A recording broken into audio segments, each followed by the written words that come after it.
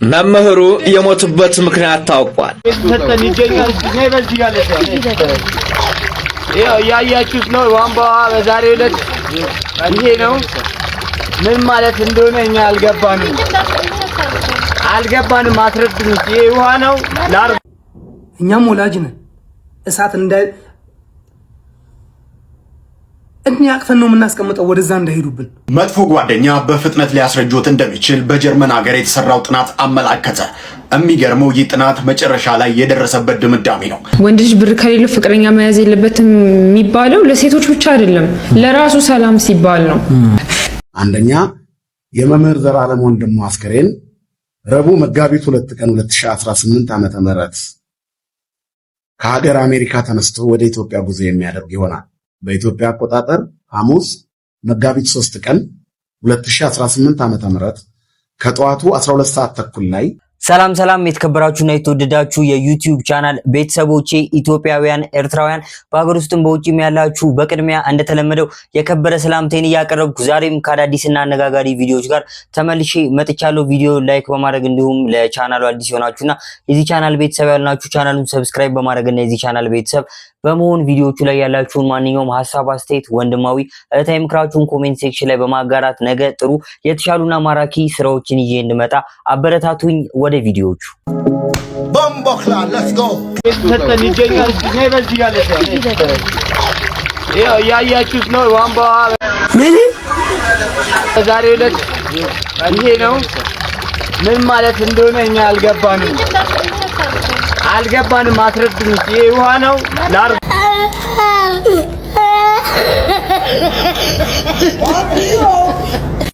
አንዳንዴ ምናልባት ከቧንቧ ጋር አፈር ተቀላቅሎ ከስንት አንዴ በሚፈጠሩ ችግሮች ሊመጣ ይችላል። አሁን የተመለከትነው ሰፈር ግን ኦፊሻሊ እንግዲህ ላርጉ በቧንቧ እየመጣላቸው ነው። መጥፎ ጓደኛ በፍጥነት ሊያስረጆት እንደሚችል በጀርመን ሀገር የተሰራው ጥናት አመላከተ። የሚገርመው ይህ ጥናት መጨረሻ ላይ የደረሰበት ድምዳሜ ነው። ከአመጋገብ እስከ የአካል ብቃት እንቅስቃሴ በርካታ ምክንያቶች በሰውነት እድሜ ላይ ተጽዕኖ ሊያሳድሩ ይችላሉ። ግን አንድ ዘገባ እንደሚያመላክተው በአስቸጋሪ ሰዎች የማያቋርጡ ጥረት የተነሳ ባዮሎጂያዊ እርጅናን እንደሚያፋጥነው አመላክቷል። በሃምቡርግ ጀርመን በሚገኘው የኤምኤስኤች ሕክምና ትምህርት ቤት የስነ ልቦና ክፍል ባልደረባ የሆኑት ዶክተር ሴባስቲያን ኦክላንበርግ የጻፉትና በሳይኮሎጂ ቱዴይ የታተመው ዘገባው መርዛማ የሆኑ ሰዎች በባህሪያቸው ከፍተኛ ጭንቀት ሊፈጥሩ ይችላሉ ይላል። እያንዳንዱ መጥፎ ጓደኛ በግምት 1.5 በመቶ የእርጅና ፍጥነት ባዮሎጂያዊ እድሜን ይጨምራሉ። በአማካኝ በማህበራዊ ህይወታቸው ውስጥ መጥፎና መርዛማ ሰዎች ያሏቸውን በጎ ፈቃደኞች ላይ በተሰራው ጥናት ባዮሎጂያዊ እድሜያቸው ከነርሱ ተመሳሳይ የልደት እድሜ ካላቸው ሰዎች ጋር ሲነጻጸሩ 9 ወራት ከፍ ብለው ታይተዋል ሲል ዘገባው ገልጿል። የሚገርመው ነገር መርዛማ ከሆኑ የትዳር ጓደኛ ይልቅ መጥፎ ባህሪ ያላቸው የቤተሰብ አባላት ወይንም ጓደኞች በእርጅና ላይ ተጽዕኖን አሳድረዋል። ጥናቱ ሰዎች መርዛማ አስተሳሰብ ካላቸው ሰዎች መራቅ አለባቸው ሲልም ይደመድማል። ቤተሰቦች ቪዲዮውን እንደተመለከትነው እንግዲህ መርዛማ ጓደኞች እድሜያችሁን ያሳጥራሉ የሚባሉ ነገሮች እየሰማን እንገኛለን። ይህ ጥናት ከሀገረ ጀርመን ይፋ ከተደረገ ጀምሮ በዓለም ዙሪያ እንግዲህ ብዙዎች እየተቀባበሉት ይገኛሉ። ብዙዎችንም ያነጋገረ ጉዳይ ነበር። መምህሩ የሞቱበት ምክንያት ታውቋል። መምህር ዘላለም ወንድሙ ወደ አሜሪካን ሀገር በድንገት ለትምህርት ያቀናሉ። ታዲያም እሳቸውም በሄዱበት አይናቸውን ለመታከም ወደ አንድ ሆስፒታል ያቀናሉ። ታዲያ ከሄዱበት ሆስፒታል መመለስ ያልቻሉበት አንድ ድንገት ነገር ገጥሟቸዋል። ይኸውም እሳቸው ደብቀው ያዙት የደም ግፊትና የስኳር በሽታ ነበር። የደም ግፊታቸው ወዲያውኑ ሰው መቆጣጠር በማይችልበት ሁኔታ ጨምሯል ይላሉ ዶክተሮች። እሳቸው ታዲያም ከሄዱበት ሆስፒታል እንዳይመለሱ ያደረጋቸው እነዚህ ሁለት ነገሮች ዋና ዋናዎች እንደሆኑ መረጃዎች አመላክተዋል። ዘላለም ወንድሙ ከገጠር እስከ ከተማ ተዟዙረው ያስተማሩ ትልቅ የቤተ ክርስቲያን መምህራችን ነበሩ። ነፍሳቸውን በአጸደ ገነት ያኑርልን እያላችሁ ጸሎት አድርጉላቸው። መምህር ዘላለም ወንድሙ በኢትዮጵያ ኦርቶዶክስ ተዋሕዶ ቤተክርስቲያን ውስጥ አሉ ከተባሉ ግንባር ቀደም ስማቸው ከሚጠቀስ አንጋፋ መምህራን ውስጥ እንደሆኑ እናውቃለን። ታዲያ እኚህ መምህር በእኚህ ባለፉት 2 ቀናት ውስጥ እንግዲህ ህልፈተ ህይወታቸውን ሰምተናል። የመሞታቸውን ዜና እንግዲህ በብዙ የማህበራዊ ድረገጽ መተግበሪያዎች ላይ ሲጋሩ ነበር። ብዙዎች አሁን ላይ እንግዲህ ይህንን ዜና ሰምተን ያዘንበት ጊዜ እንደሆነ ይታወቃል። የመሞታቸው ምክንያት እንግዲህ አሁን በተመለከትነው ቪዲዮ እንግዲህ እንደሆነ ተመልክተናል። ተመልክተናል። ምክንያቱን ተረድታችኋል ብዬ አስባለሁ። ታዲያ የኚህ ትልቅ መምህር ወይም ደግሞ የኢትዮጵያ ኦርቶዶክስ ተዋሕዶ ሰባኪ እንግዲህ በትላንትናው ዕለት በአሜሪካ በዚህ መልኩ የአስክሬን ሸኝታቸው ተደርጎ ነበር።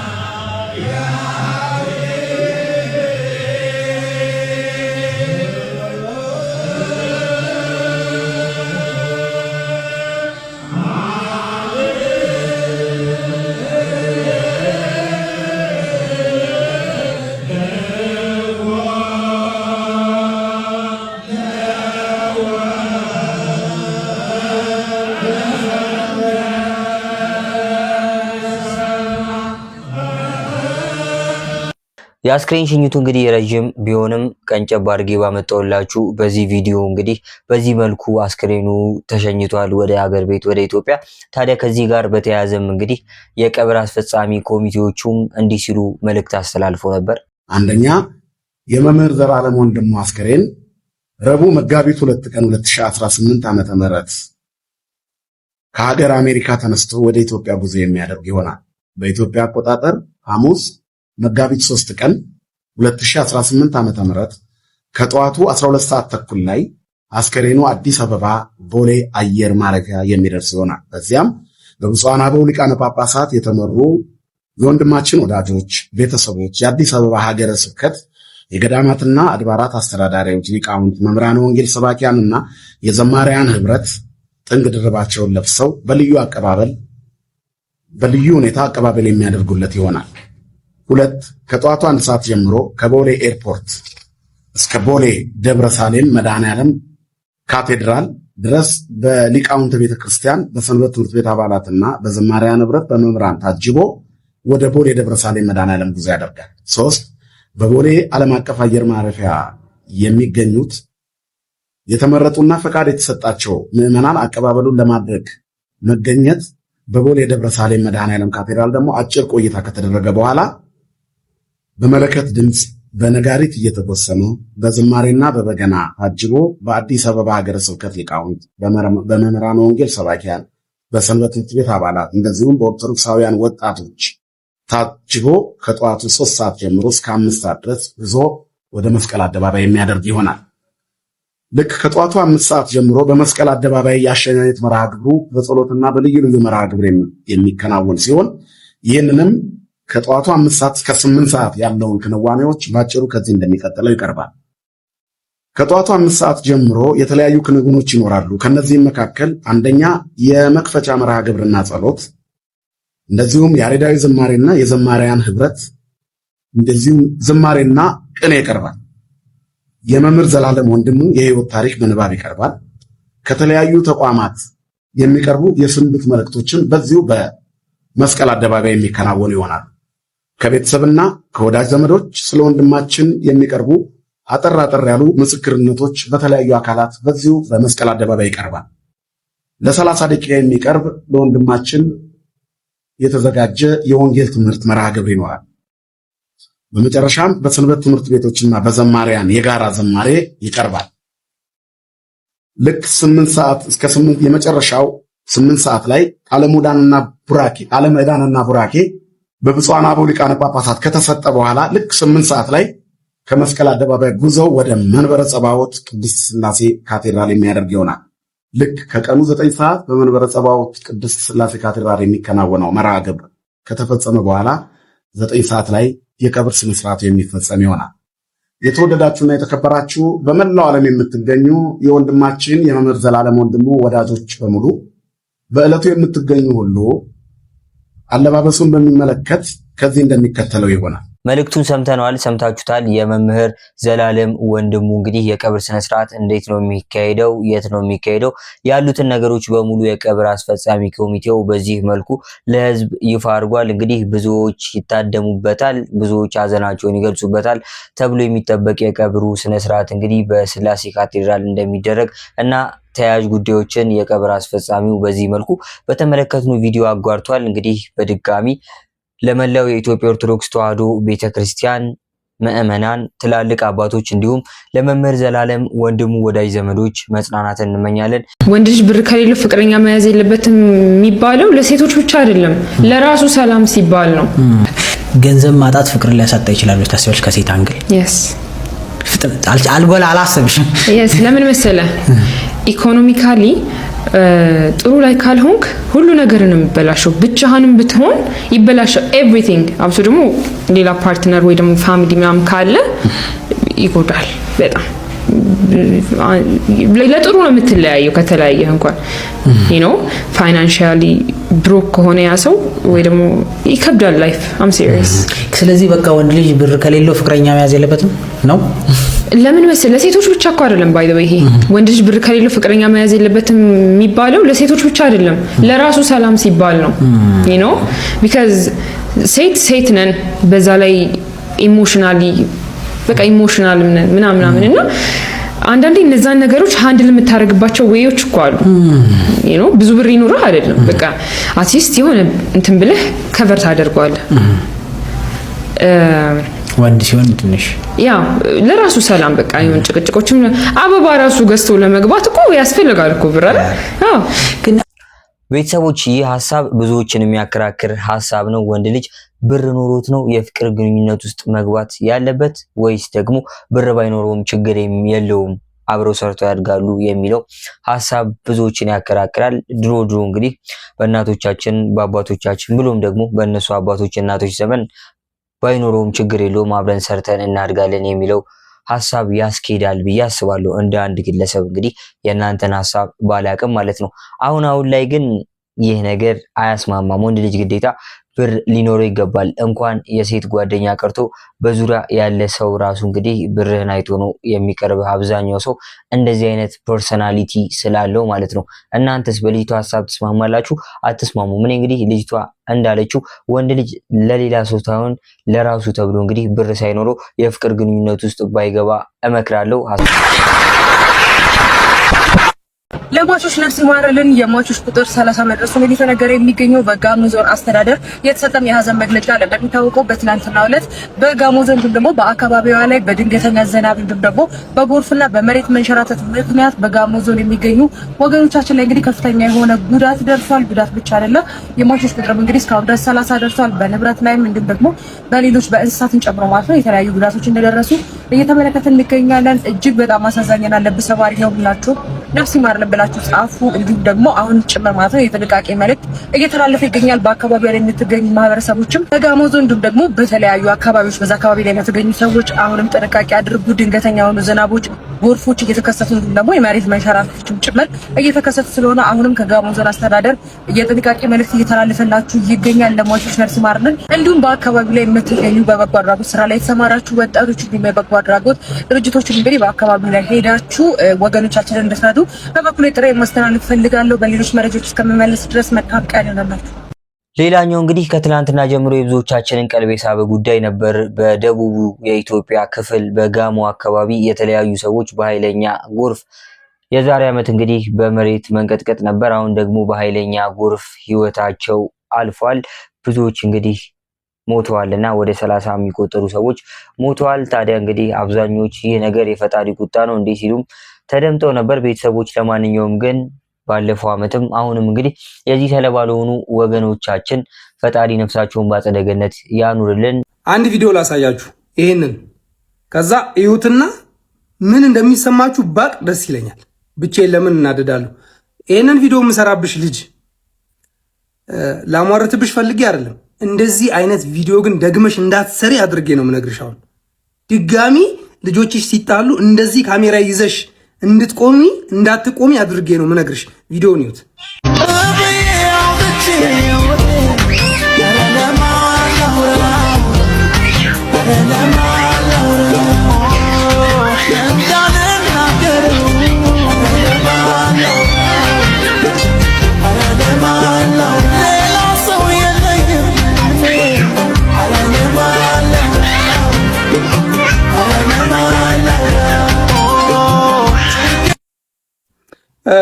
በዚያ አልቅም። ቆይ እንዴ ያማታል እንዴ ብዬ ፕሮፋይል ውስጥ ገብቼ ሌላ ቪዲዮ ደግሞ ላሳያችሁ። ሌላ ከዚህ የከፋ ጋለወይ ምክርም ጋለወይ እንዲካለማ ጋለወይ መሬት ክነካወይ እንዲካለማ ጋለወይ መኮደፈረ ሆይ እንዲካለማ ጋለወይ ያልሰማሃለ ወይ እንዲካለማ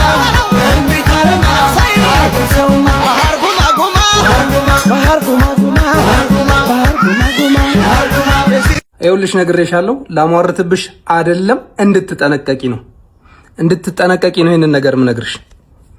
እነዚህ ህፃናት የአዋቂ ድብድብ ነው የሚደባደቡት።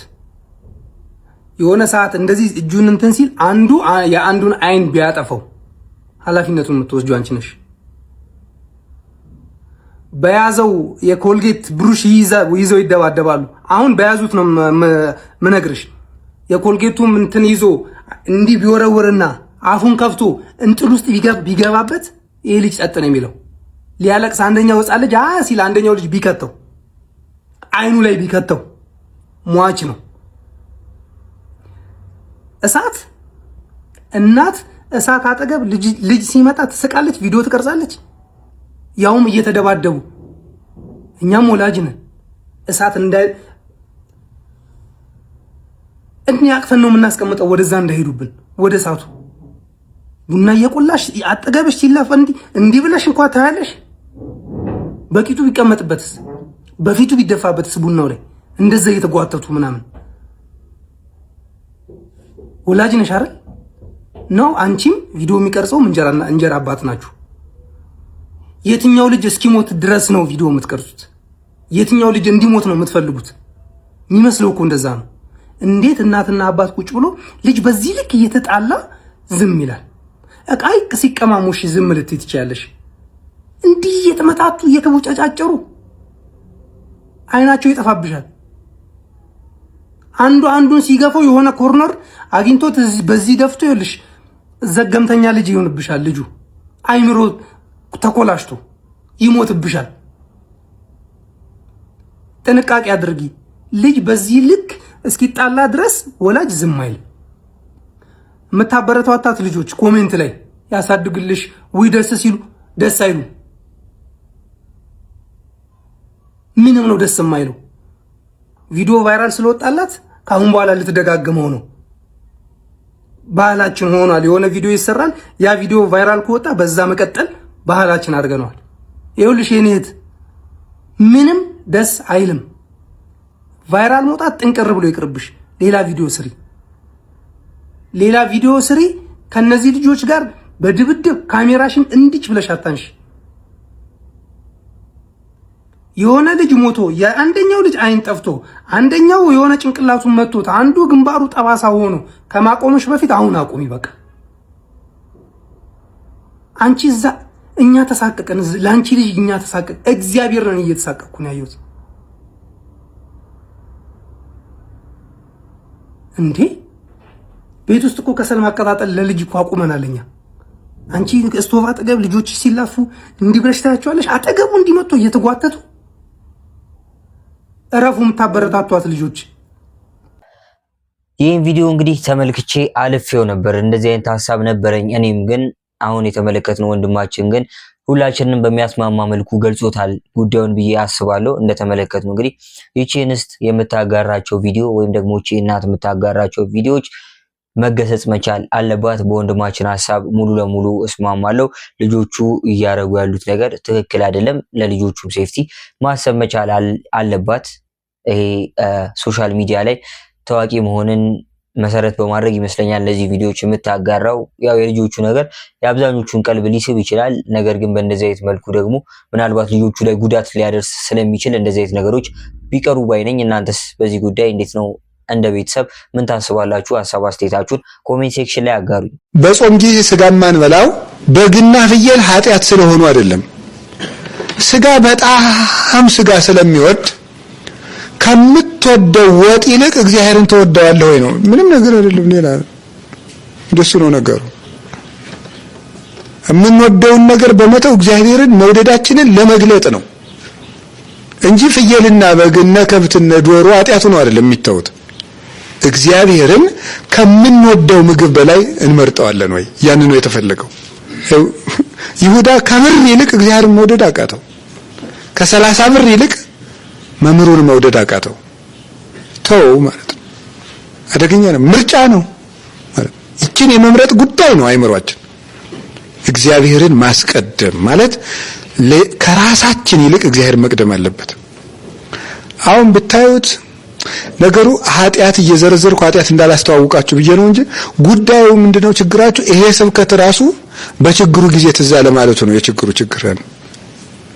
ይሄ ስብከት ራሱ የዛ ጊዜ ትዝ አይለንም ማለት ነው።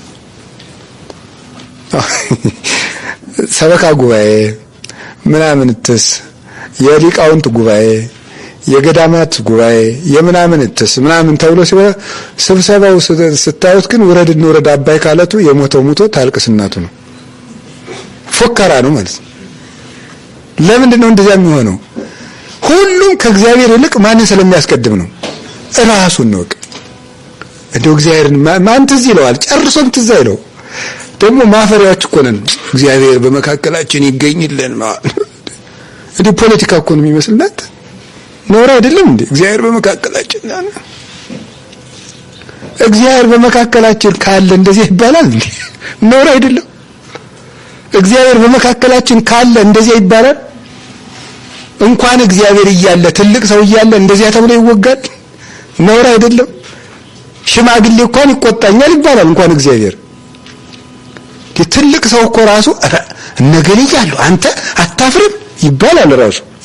እንኳን እግዚአብሔር እያለ እግዚአብሔር ሆይ በመካከላችን ተገኝ ተብሎ አባታችን ሆይ ተብሎ ሲያበቃ ከመንጻደቅ እኮ ነው መቅሰፍቶም ነው። ልጅ እያለን ምን የመሰለ ቤት እንሰራ ነበር የድንጋይ እንሰራና ከብቶች በዚህ ነው የሚገቡ ይባላል። ይሄ ደግሞ ያጎት የመኝታ ነው። ይሄ ደግሞ ምናምንና ማታ ጨዋታ ፈረሰ አባይ ደፈረሰ አይደል? አፈራርሰን ቤታችን እንደሱ ነው በቃ ስንሰራው ላይ ስትፈጭ ውላ አቦካች ባተላ ማለት እሱ ነው። ጤፉን ፈጭታ ለፍታ ባተላ አቦክታው ቁጭ። አባታችን አባ ገብረ ኪዳን እንግዲህ በቤተክርስቲያኒቱ አሉ ከሚባሉ ድንቅና ጥሩ አባቶች ብዙዎችን ከአልባሌ መንገድ ወደ ጥሩ መንገድ እየመለሱ ያሉ ድንቅ አባት እንግዲህ እንደሰማነው ስለጾሙ ጥሩ መረጃ ወይም ደግሞ ጥሩ ትምህርት ሰጥተውናል ብዬ አስባለሁ። እንግዲህ ለአባታችን ረጅም የአገልግሎት ዘመን ከጤና ጋር ይስጥልኝ ለማለት እፈልጋለሁ። ታዲያ ምናልባት እንግዲህ በየትኛውም ቤተ እምነት ውስጥ ብንሆን ኦርቶዶክስም እስልምናም ፕሮቴስታንትም የፈለግነውን ሃይማኖት የመከተል መብት አለን። ነገር ግን እንግዲህ በሃይማኖታችን የታዘዙ ነገሮችን እንደ ጾም እንደ ጸሎት ያሉ እንግዲህ ጥሩ ነገሮችን ብንፈጽም ምናልባት አሁን ላይ ሀገራችን ላይ የታዘብናቸው ያሉ ነገሮች ሊቀንሱ ይችላሉ። እንግዲህ በሃይማኖት መጽሐፍትም በታሪክም እንደተጠቀሱት እንደዚህ አይነት ነገሮች ሲፈጠሩ ወደ ፈጣሪ መመለስ የፈጣሪን ቁጣ እንግዲህ ጋብ ያደርጋልና ሁላችንም በያለንበት ሃይማኖት ወደ ፈጣሪያችን እንመለስ። አሁን ያለንባቸው ወራቶች ደግሞ በሙስሊሞች ዘንድ የረመዳን ጾም፣ በኦርቶዶክስ ተዋሕዶ ቤተክርስቲያን ዘንድ እንግዲህ ታላቁ የአብይ ጾም የሆነበት ሰዓት እንደመሆኑ ሁላችንም የራሳችንን ጥንቃቄ ማድረግ ሰዓቱ ያመቻልና ወደ ፈጣሪያችን እንቅረብ። ስሞኪንግ ኤሪያ ይላል በአማርኛ። ማጨስ ክልክል ነው እንዴ? ስሞኪንግ ኤሪያ ሲተረጎም ማጨስ ክልክል ነው። ምንድነው? ቅድም ያልኳችሁ አላቅም ስለጠፋ ሰዎች ደፋር ናቸው፣ ይለጥፋሉ፣ አያፍሩም። ጋዜጣ ላይ ይለጥፋሉ፣ መጽሔት ሽፋን ላይ ፊደል ይሳሳታሉ። ምንም ያክል የቴሌቪዥን ማስታወቂያ ላይ፣ ምንም ያክል የቢልቦርድ መሃል ቦሌ የተሰቀለ ማስታወቂያ ላይ ይሳሳታሉ። ፊደል፣ ትልቅ የፊደል ግድፈት፣ ትልቅ የአነጋገር ግድፈት፣ እንግሊዝኛውን እንደወረደ ወደ አማርኛ የመተርጎም ነገር። እዚህ ይገድቡ ይላል ሪስትሪክትድ ሂር የሚለው እዚህ አካባቢ ተከለከለ ነው። ሪስትሪክሽን ምንድነው ብሎ ገደብ ተብሎ ሂር እዚህ ይገድቡ። ምን ግድብ ነው? ምን ገድቡ? ቆቃ እንትን ነው፣ ግልገል ጅቤ ነው። ምን ነው የሚያቅሰው? እዩልኝ ጻፉልኝ ቢባል ሆቴል ምናምን ላይ ተለጥፋለ። እነዚህ ሆቴል ስላለ እኮ ታውቃለህ ማለት አይደለም። አታውቅም። የምታውቀውን ሰርተሃል፣ ሆቴል ገንብተሃል። በቃ ምን ነው እንዳውቀት ብትሆን በቃ በእውቀት በልምድ በአቅም ልክ ሆቴል ሰራ፣ ድርሻህን ጨርሰሃል። ጽሁፍ የሚጻፈውን የሚጽፍ ሰው ይጻፍልህ። ኢንስታሌሽን ኔትወርክ የሚዘረጋው ሰው ይዘርጋል። ሌላ ነገር ካሜራ ምናምን ሲሲቲቪ የሚገጠመው ባለ ካሜራ ባለሙያ ይገጠምልህ። አስተያየት አትስጥ፣ አትቀላም፣ እንዳትግባ ዝም ብለህ የማታውቀው ነገር ውስጥ እንደ ነገር አሁን ማጨስ ክልክል ነው። በእንግሊዝኛ ፈረንጆች እዚህ ይመጣሉና በአማርኛ ብቻ ነው እነሱም እንዲያውቁት ስሞኪንግ ኤሪያ ብለው